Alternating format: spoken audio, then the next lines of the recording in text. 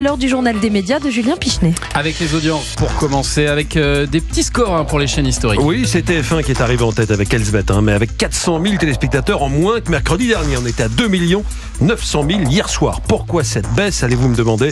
Eh bien, sans doute à cause du football sur Canal+, PSG, Manchester City, qui a été suivi par 1 600 000 supporters, 9% du public. Canal+ était au-dessus de France 3 et des Racines et des Ailes hier soir. Et puis, malgré la grève à France Télévisions qui a touché notamment Télématin, la matinale de France 2 était en hausse hier avec 615 000 téléspectateurs, 23% du public. Il y avait 2 fois moins de monde pendant ce temps-là devant la matinale de TF1 de Bruce Toussaint qui était encore sous la barre des 300 000 hier. Europe 1, le journal des médias. Et puis coup de tonnerre dans le monde des Miss France, Cindy Fabre n'est déjà plus directrice du concours diffusé tous les ans en décembre sur TF1.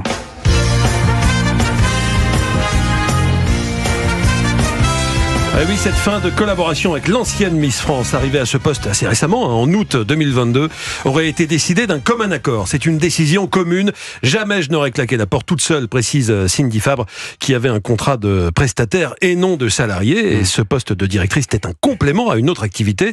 Elle gère également une société d'événementiel, Emma Evans, qui est basée à Dijon. Bon, c'était pas simple niveau emploi du temps. Mathilde Vaux a appelé le président de la société Miss France, Frédéric Gilbert. Il se demande si ce poste est bien utile finalement. Je pense qu'il faut qu'on prenne du temps de savoir déjà, est-ce qu'on a encore besoin de ce genre de poste au sein de la société Miss France? Parce que le Miss France d'aujourd'hui n'est plus le Miss France d'il y a 5 ans ou d'il y a 10 ans. Et si on a besoin de quelqu'un, quelle mission spécifique on va lui donner de façon à, oui ou non, remplacer ou en tout cas recréer ce poste dans l'avenir. Mais pour l'instant, non, je ne remplace pas Cindy à la société Miss France. Peut-être qu'on mettra une IA un jour, mais Il est quand même en train d'expliquer que son poste était inutile. Ouais, peut-être, mais si jamais, pour l'instant, on ne sait pas si ça va être reconduit ou si le poste va subsister. Là, il y a de grandes chances que ce soit une ancienne Miss France qui reprenne le flambeau, parce qu'elles sont les mieux placées pour tenir ce rôle, évidemment. Bon, elle était formidable, Cindy Fabre, quand elle était venue à notre micro. Et puis alors, on parle maintenant de cette chaîne qui devrait faire son apparition cette année sur la TNT, Ouest France TV. La chaîne dont la naissance est annoncée le 1er septembre. Pour l'instant, les dirigeants de FTV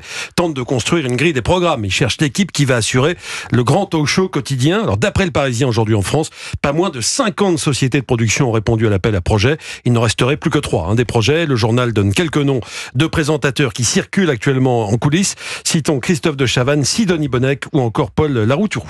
À suivre donc. Et puis le 10 février sur M6, Julien Courbet présentera un nouveau magazine intitulé À quel prix ? Dans cette nouvelle émission, Julien Courbet sera entouré d'une équipe d'experts chargés de décrypter les produits et services de grande consommation. Il y a une promesse, permettre aux téléspectateurs de mieux consommer tout en gagnant en pouvoir d'achat. Bon, nouvelle émission, mais concept déjà vu ailleurs, notamment sur TF1 à l'époque de Combien ça coûte, ou sur France 5 à l'époque de La Quotidienne, Thomas. Effectivement. Et ici, autour de la table, il y aura entre autres Élodie Gossuin, l'un des visages d'M6. Julien Courbet nous a raconté comment lui était venue avec la chaîne l'idée d'À quel prix. Comme vous avez pu le constater, il y a un revival des années 90. C'est-à-dire qu'on s'aperçoit que là, les jeux reviennent alors qu'ils avaient été montrés du doigt pendant des années.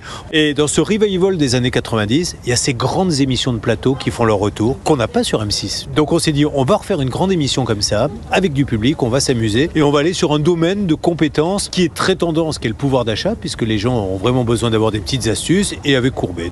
Je récapitule. Julien Courbet va donc présenter À quel prix. Ce sera à partir du 10 février sur M6. Et il y aura ainsi un jeu présenté par Julien Courbet qui s'appellera J'en connais un rayon, qui sera également axé autour de la consommation des Français. On n'a pas encore de date pour ce jeu.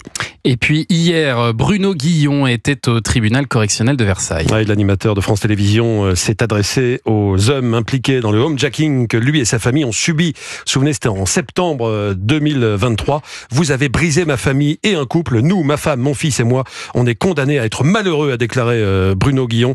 Propos rapportés par nos confrères du Parisien. Des peines allant de 5 à 10 ans ont été requises pour les cerveaux de ce cambriolage. Et on termine avec cette information. Un accord financier a été trouvé entre le propriétaire du tabloïd The Sun et le prince Harry. Le prince qui accusait le journal d'avoir eu recours à des procédés illégaux pour essayer d'obtenir des scoops, notamment en utilisant des détectives privés. Cet accord met donc fin aux poursuites qu'avait engagé le prince Harry contre le groupe de Rupert Murdoch qui détient entre autres The Sun.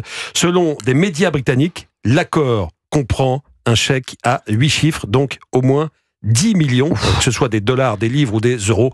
Ça reste dans tous les cas une somme énorme. On s'en contenterait. Merci beaucoup Julien pour ce journal des médias.